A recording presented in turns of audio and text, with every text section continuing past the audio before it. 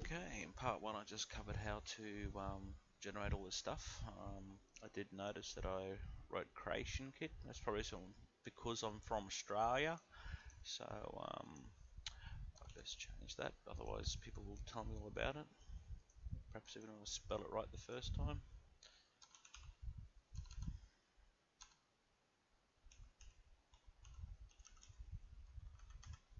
Okay.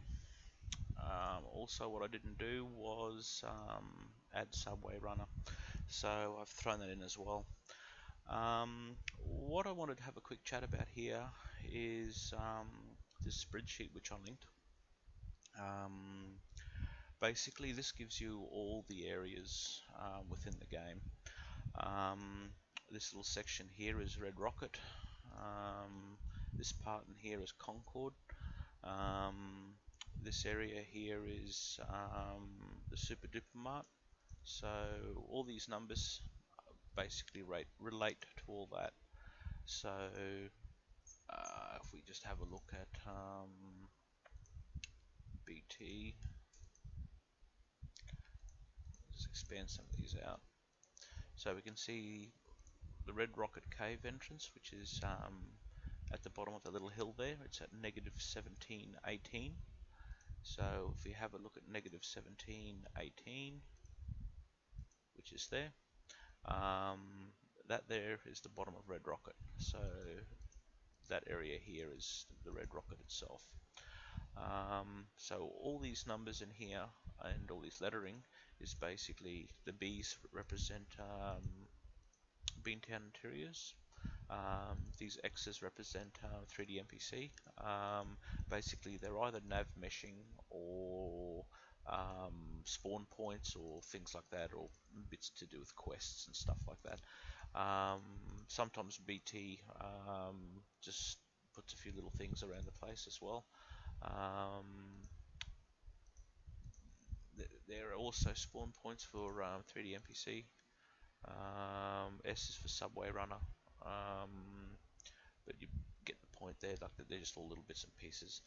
The main ones that we've got to really be concerned about here are going to be the BTs. We can inspect what's going to happen as we go, because inside of here you can kind of tell like what sort of objects being, whether there's a house or whatever's being done inside of here. And I'll just be going through all this with you. But basically, I just wanted to just have a quick run over this thing just to explain kind of how these things. When you read information, everyone talks about editing on a cell by cell level or just compiling for a cell. It's the word cell is a bit odd. Because when you do landscape stuff, to me, each one of those little blocks in there are basically each one of these things. Some of them have multiple ones. So this is your actual the ID of the cell that you're working in. Sometimes they refer to these subblocks as the cells, sometimes the actual block data. It's very difficult to understand what they're on about. But within the creation kit, when we're doing landscape type things, we'll be doing it basically on a cell by cell level.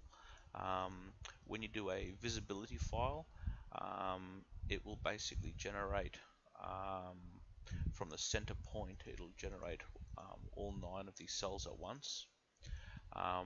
When you do a loaded previs, like even though that you may only see this much with your UGrid 5 within the creation kit, it will render all of these 9 cells starting from the center of each of these cells, and it will basically go 1, 2, 3, 4, 5, 6, 7, 8, 9.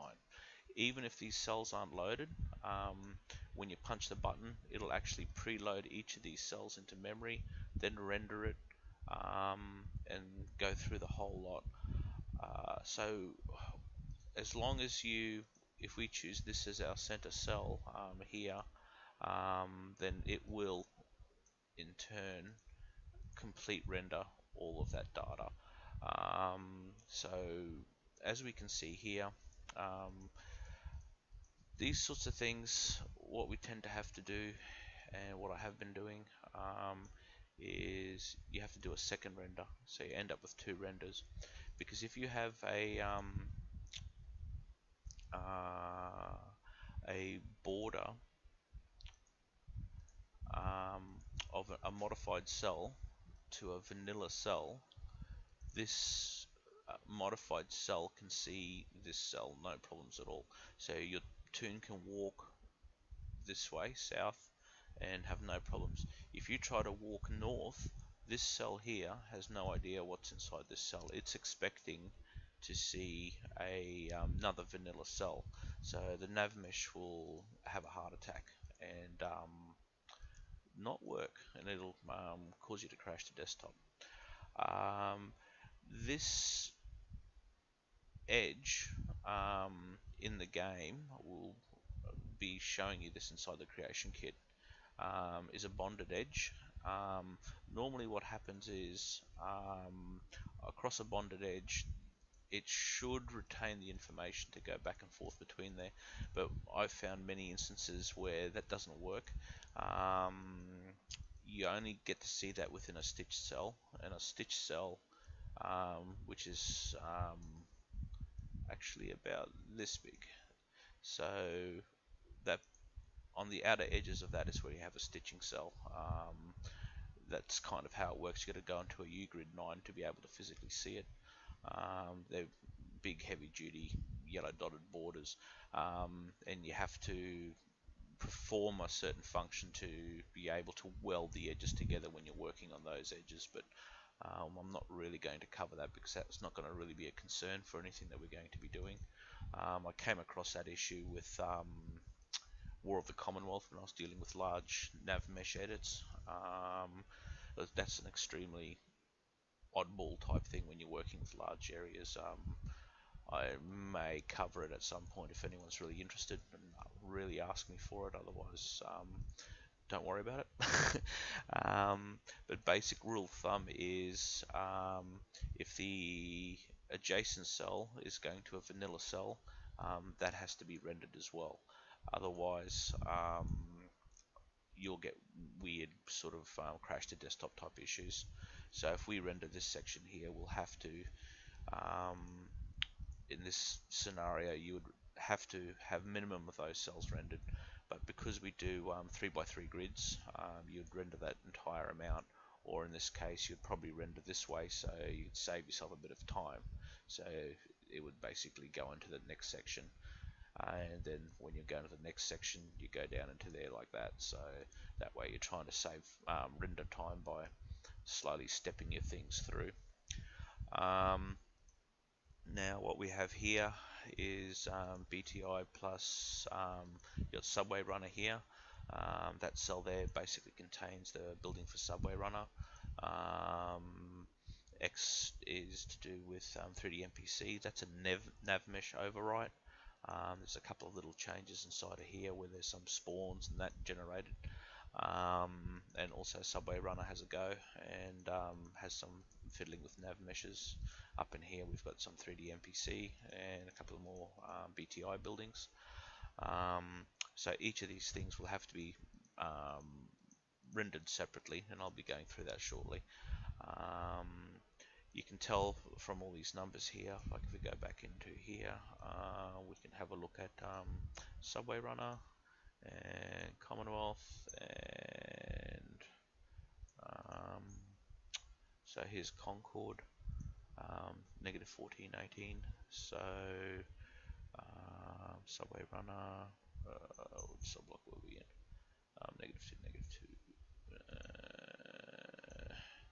So here we got the Concord stuff, so we can see the different places that it's been editing in. If we go inside deeper into it, we can see that we've got a plane marker and a few other things. So negative 14, 17, negative 14, 17. So that there, that particular cell, is the one where the building is physically set at. So we can actually go into those sections. We can map directly to that within the creation kit. So what we'll see is the actual building, and when we get to that stage, we'll be able to see it.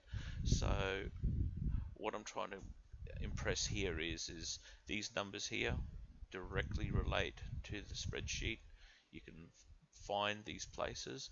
I'm going to be flicking back and forth from the spreadsheet to the creation kit when I'm going to start doing these edits, and it's going to basically flow. I'm not going to really explain very much once we get to that point, because I'm assuming that you've all gathered, it's pretty simple stuff. These numbers are the same as the numbers here, so everything's should be able to flow quite easily. And that's it. That's really kind of how simple it is. The coordinates are the same as the spreadsheet, and the spreadsheet's the same as the coordinates. So I'll see you next video.